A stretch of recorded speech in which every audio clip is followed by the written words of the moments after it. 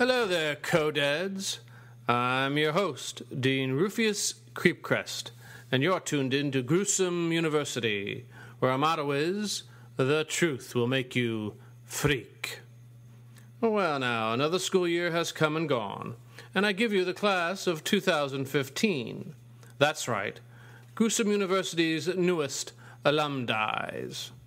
Young scholars grasping at their moment, at the end of spatulas flipping hamburgers at greasy spoons. Tut-tut, keep working, lads. Remember to pay off your student loan debt so that our financial sponsors are kept fat and happy. Now, don't fret. We at Gruesome University are not entirely unsympathetic about today's workforce. We too seek a change in the law to allow employers to hire those elves of elementary school who are willing to do any job for less than minimum wage. Indeed, we are now accepting some of these tykes to our prestigious university. You know, the smart ones, the pups, who can actually think and speak. These little brainiacs are far more intelligent than their peers, not to mention their teachers, principals, or superintendents. Yes, like this recent applicant here, Clara Sundial. Just a tad over 9 years old, and she already puts to shame most grad students. Clara is a girl with unique talent, the ability, among other things, to break people's bones with just her mind.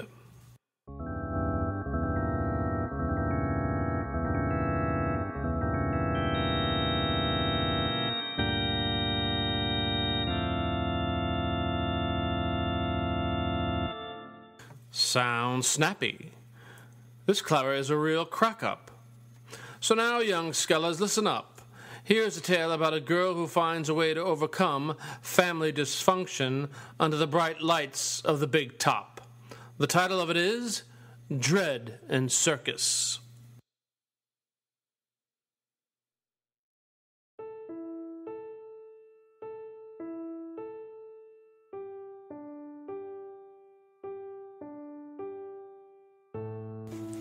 Glass shatters everywhere.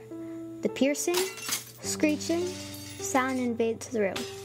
Every window, every mirror, every drinking glass, every vase, anything made from a composite of sand and fire breaks into little pieces and scatters everywhere in the house. I stand there immune. The glass spits. Do not touch me. Look at Tommy wearing a catcher's mask and football shoulder pads. He looks ridiculous, but he knows what I can do. He once got me very upset. I was sitting and watching a person on TV decorate a room, and Tommy changed the channel without even asking me. He didn't care. I hate it when people don't care. My body shook. My hazel eyes turned red. Tommy stood frozen, his arm twisted behind his back. He struggled and screamed. His forearm was dislodged from his bicep, and then his entire arm broke free from his shoulder. He collapsed on the floor, shouting in pain. Daddy and Mama took him to the hospital, where his arm was placed in a cast. Now Mama can't believe what she sees. The whole house is without windows. I sit in the corner, my red dress draped over my knees. The cold wind invades the house, and the broken glass shards reflect the rays of the afternoon sun. My daddy is tall but narrow-shouldered. He arrives with gray bags under his blue eyes. He is unshaven, and his receding clump of black hair is tangled and disheveled. I can't pay for this. What did you all do? You must have done something. I didn't do anything. Yes, you did. You moved my dolls. I had them all neatly arranged on my bed. You threw them on the floor. How many times have I told you not to go in her room? Just leave her alone. She freaks out too much. I just wanted to hang out in her room. I miss how Mama and Daddy were happy. They used to hold hands. But now Daddy comes home at night and smells of beer and cigarettes. Mama is always asleep by then. She sips whiskey all day. Tommy and I have to fend for ourselves. We cook frozen dinners or make ham sandwiches. I don't like the way things are now. I liked it better when Daddy did not smell of beer and Mama did not smell of whiskey. I remember how Mama used to be awake and happy to see Daddy come home. They used to laugh and hold each other's hands. They don't now. I am old enough for the 4th grade, but I learn at home. I like reading. I like learning about old places. My history book has pictures of castles and tall gray towers and vast palaces with white columns. I read how artists and sculptors made cities beautiful. When I'm not learning history, I do math. I like how numbers come together and make something new and whole and right. I can do math for hours. I wasn't always homeschooled. I once went to Wilson Elementary. Miss Craston was my 3rd grade teacher. She wore plain, gray suits and dyed her hair black.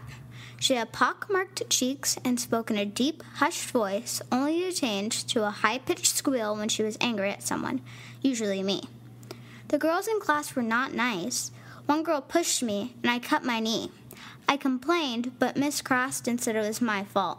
She said I didn't belong there, that I was too stubborn and too unwilling to conform to the ways of the class. I let her to take home to Mama and Daddy. She requested to remove me from school. She said that I bothered the other kids. I wished Mama and Daddy spoke to me about the letter. I would have told them that the girls were unkind and selfish, and the boys were stupid and rude. I would have told them that Miss Craston was mean and ugly. I would have told them how she did not let us go to the bathroom, and some of the slower kids peed their pants. But Daddy wrote and apologized to Miss Craston. He agreed that it was my fault, and he took me out of school. I thought I would never see Miss Craston again, but I did. It was spring last year. I had an assignment to list the different plants where I lived. I walked along the side of the road near my house and saw daylilies and buttercups. I saw tall oaks and pines. I noted just enough plants to complete the assignment. I wanted to get back home. Outside didn't appeal to me. It was messy with too many bugs, too much mud, and too many downed branches eaten by termites. As I walked back, I saw the only car on the road, stopped at the intersection. It was Miss Craston. As I passed, we made eye contact. I waved. I don't know why. I just did. But she didn't wave back. She only sneered at me with contempt. I hate it when people are mean. My body shook and my eyes turned red. I couldn't hold it in. Miss Craston's car suddenly could not move. She looked down at her feet and on the dashboard. Nothing worked. She turned the key in the ignition, but the car did not start. She tried to open her door, but couldn't. And one by one, the tires exploded. The body of the car sank to the ground. The metal side doors were assaulted by a heavy, invisible force. Small dents appeared and grew larger after each bombardment. The midsection of the car began to sink inward. The windshield and door windows shattered. I could see Miss Craston inside. Her face was masked with puzzlement and fear. The car kept sinking inward. The woman's screams were overwhelmed by the sound of screeching metal. I watched the entire vehicle sink inward, crushing her bones, squeezing her skin, bursting blood from her vessels to cover the interior. The car kept sinking inward until Miss Craston was gone from view, and all that remained was a cube of metal. We have new windows now. You can still smell the silicone. They are better than our old windows that had steel rims, bent from age, with gaps to let the cold air in the winter and flies in the summer. Daddy says nothing about the new windows. He only complains he has to work overtime to pay for them. He hates his job. I am in my room reading about the Indians in the Amazon. I learned how Venezuela got its name. The explorer Amerigo Vespucci came across a village where Indians built huts on long poles in the water. It reminded him of Venice, so he named it Venezuela, which means Little Venice. The house is quiet. I feel alone. I can't hear Tommy in his room. I don't hear my parents downstairs. Instead, I hear a stranger's voice. Hello. Is anyone home? I walk downstairs to see a woman grinning widely. Her soft brown complexion matches the color of her curly hair. Oh, hello there. You must be Clara. I'm Ruby Caruso. Her black eyes are large and searching. The door behind her is open, and I peek out from the living room window to see the car gone from the driveway. I hope you don't mind me coming in this way. I was told by your parents the door was open and that you would be waiting for me. What do you want? I'm here to help you. I don't need help. We all need help sometimes. Come with me, little girl. Let us walk. I can tell when a person is mean or good. I have no fear of Ruby and follow her from my house. The wind is stronger now than it was yesterday. The sun shines through little spears of pollen that drift around us. We walk until we come to a line of trees. One is marked with a yellow square, and we follow the path deep into the forest. Can you smell the fresh air? Yeah, I guess. Trees help us, as do all plants. I know. They give us oxygen. Yes, but more than that. They shade us, they cool us, and protect us from the sun. I don't like them. They are wrinkly and grow in the dirt, and the animals scratch and eat them. Trees nourish their surroundings. They let birds eat insects inside their bark. They give squirrels a place to live in winter. Their dark bark absorbs the sunlight, so we do not get burned. Ruby holds my hand and leads me to a grassy field, surrounded by a wall of ancient oaks. Branches curve outward to leave a small circle of skylight above. I like this better. It is not messy. The forest floor has too many logs and branches. They are old and dead and just lay there. That is the natural order of things. The logs give homes to animals that can't climb trees. They replenish the soil. New plants grow. There is death, but then there is life. We sit on the grass. The ground is wet and smells. Ruby breathes in the natural air and stares at me. I know your power. It's great, but you misuse it. You do not have to break things and hurt others to be in control.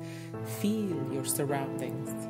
Close your eyes and listen to the animals around us. My eyes are shut. Darkness lies in front. The sounds come together without meaning, without distinction. This is silly. It's just chaos. Patience. Keep trying. I remain sitting on the grass. Soon, I can distinguish the whistle of a bird from other animals. I hear insects, the song of crickets, the buzzing of bees, and the workings of spiders. I hear the wind and movement of tiny stones. I hear the ruffling of leaves and the quick steps of squirrels. Now try and connect. Go with and not against nature. My eyes are still closed. I see a blue jay fly from the trees. I follow him closely. I am next to him as we both soar above the forest. He flaps his wings and then glides on a stream of air. He is right there, just out of my grasp. I can catch him with my hands. I reach out to him. He squawks loudly and descends through the trees. The other birds hear his warning and fly away from me, and I open my eyes. I frighten them. Yes, they're scared of your power. But I don't want them to be afraid of me.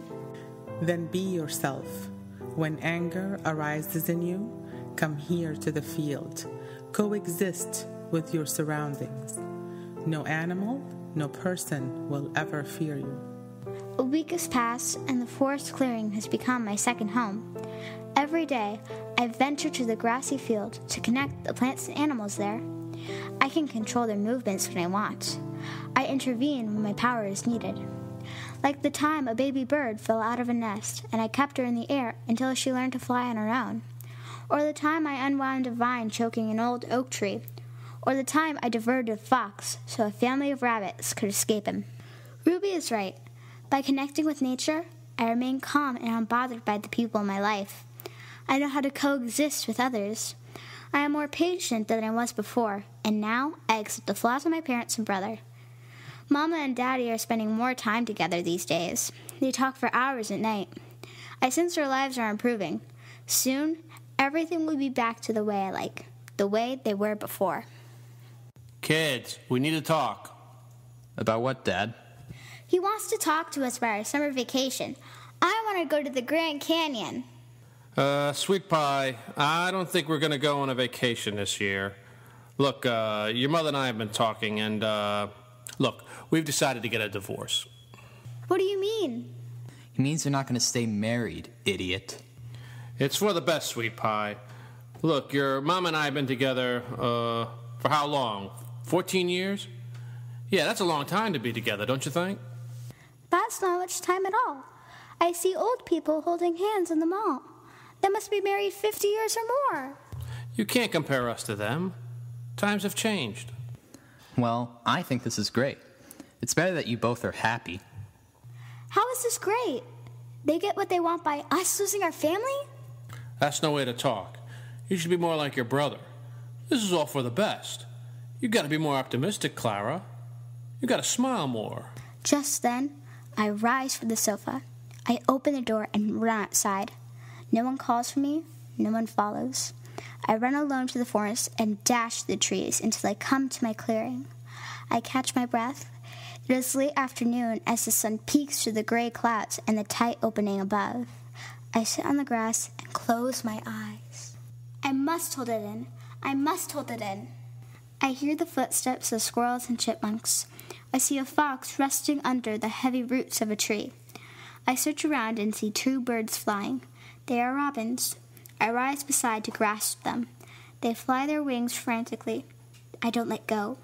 They screech and holler as I push them to fly faster. I drown out the sounds around me. I only hear Daddy's voice announce they are divorcing.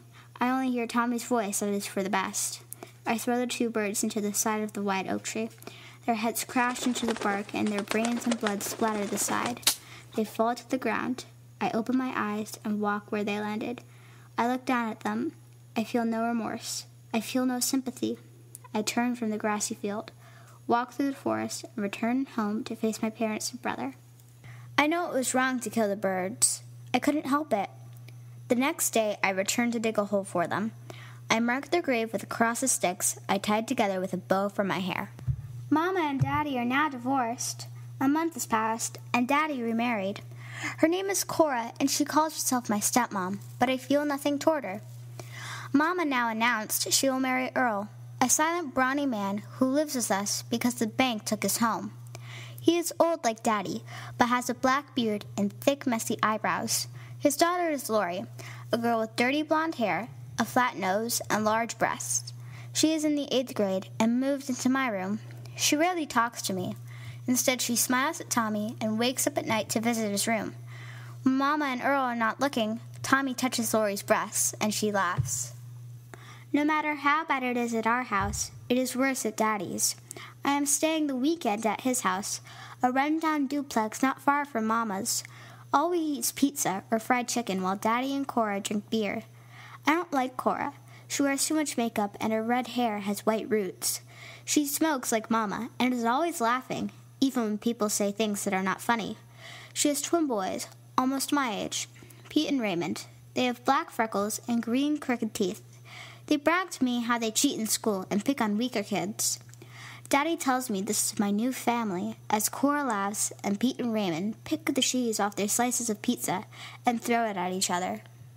There is strength in numbers.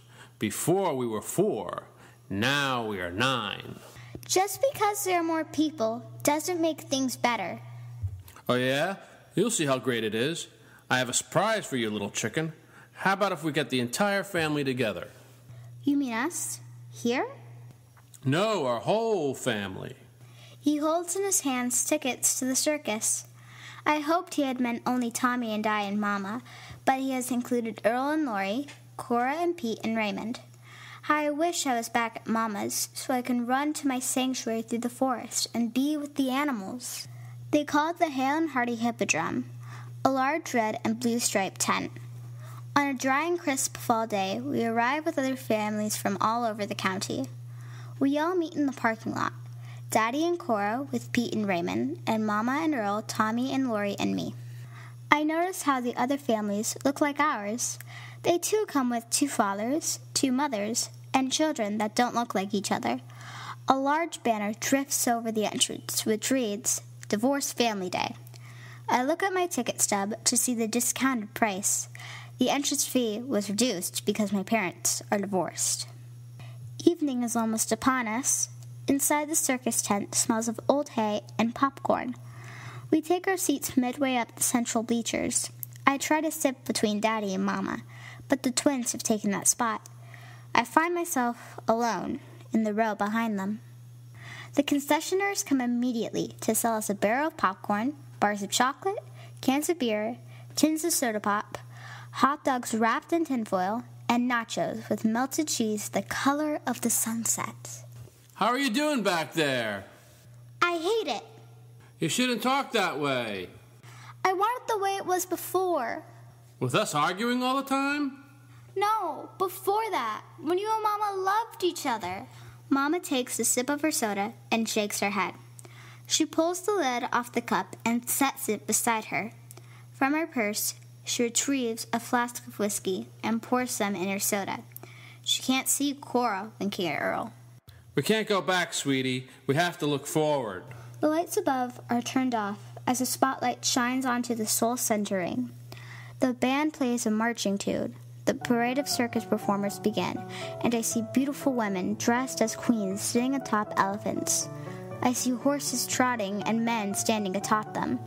The acrobats enter and wave to us. The Ringmaster is the last to enter, a formally dressed man in a red jacket and blue top hat. Ladies and gentlemen, children of divorced parents of all ages, I bring to you the hale and hearty Hippodrome. That's right, folks, we like all families, even broken ones. Give your brothers and sisters time to build trust, and they will catch you when you fall, just like our acrobats.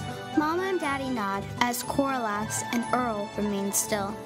We see acrobats swing back and forth above us as they do backflips and somersaults in the air.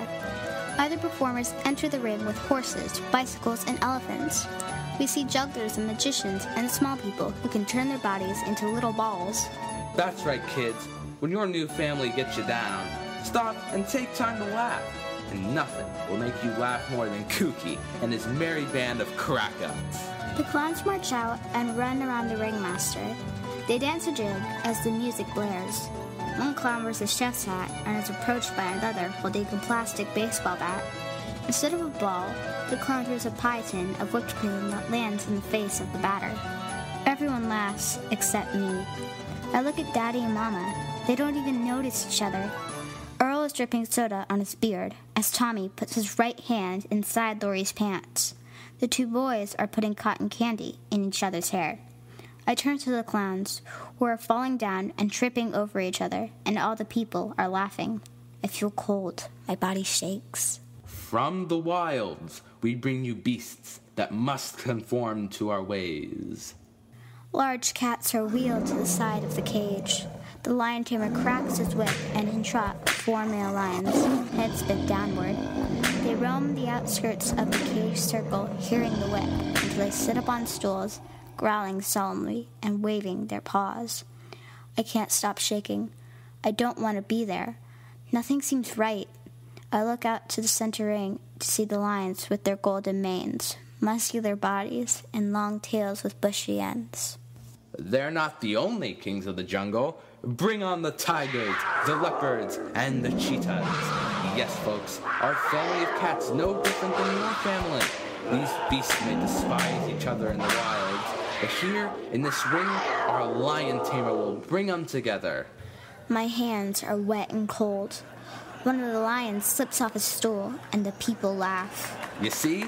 I told you they're not the kings of the jungle. I don't want to be there. I look at Earl, who does not notice a chip hanging from his beard. Tommy is now French kissing Laurie. Cora laughs and licks her lips to a stranger. I have to escape. I close my eyes and search for my natural surroundings. I yearn to be outside, in the clearing of the forest, yet I can't escape the tent. My anger rises as I feel hurt. There is dirt in my eyes. I know only the figures next to me. Across are my enemies. I am inside the cage. The lion tamer cracks his whip and screams for the lions to get up as the crowd continues to laugh. I am beside the creature as he rises slowly. I watch him turn to his stool, only to have him stop and roar. In a single move, he twists his body and runs toward the great Cornelius. He dives at him. He plunges his sharpened teeth up on the man's upper body and rips open the man's chest. The crowd screams as 2 men run toward the cage and spray water at the creature. The lion backs away, still with the man clenched in his jaws. I can feel the lion's dismay at the water streams, how they back away in caution, but I also feel the tiger's ambivalence. Water does not fear them, and one of the tigers lunges at the end of the hose through the cage.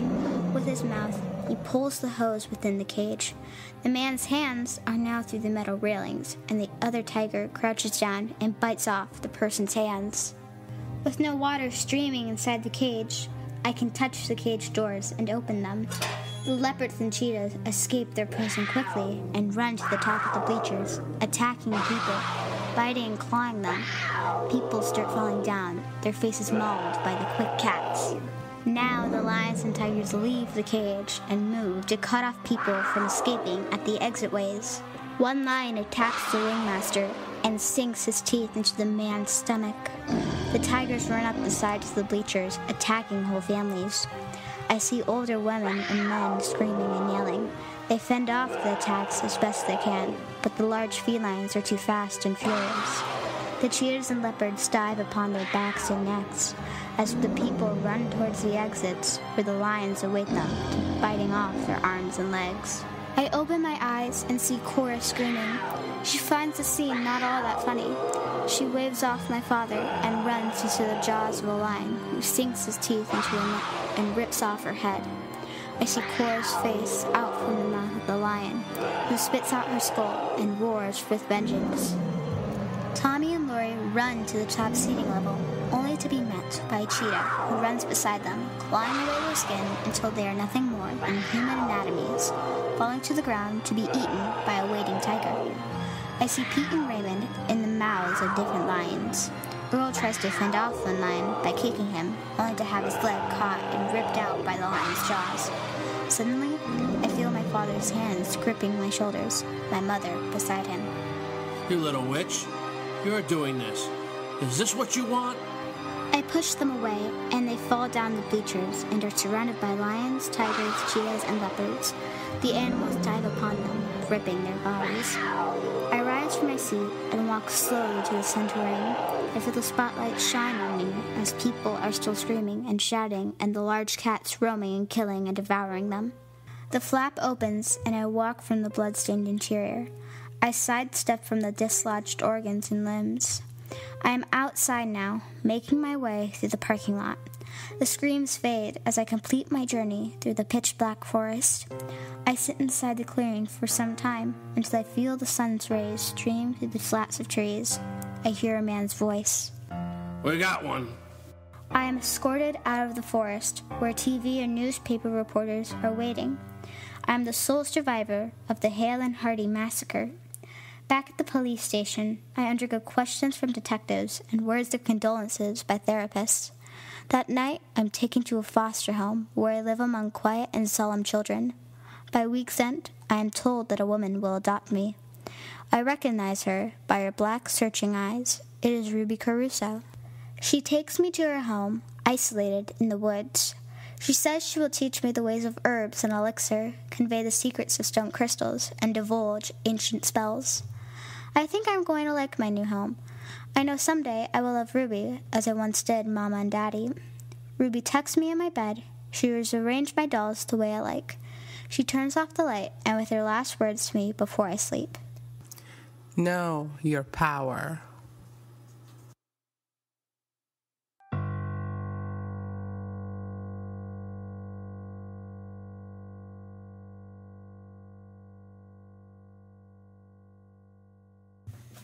Well, now, that was a catty tale.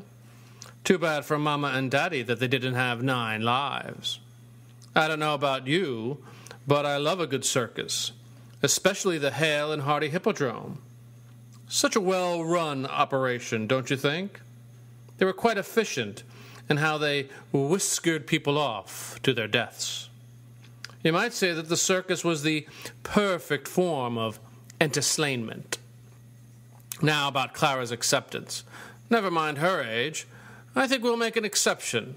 She'll fit right in among the deranged and depraved of our student body count. Yes, at Gruesome University, anyone can apply. Even you. All you need to do is subscribe and like Gruesome University if you dare. More dark and twisted tales are yet to come. Until next time, remember, Gruesome University, where all students major in horror.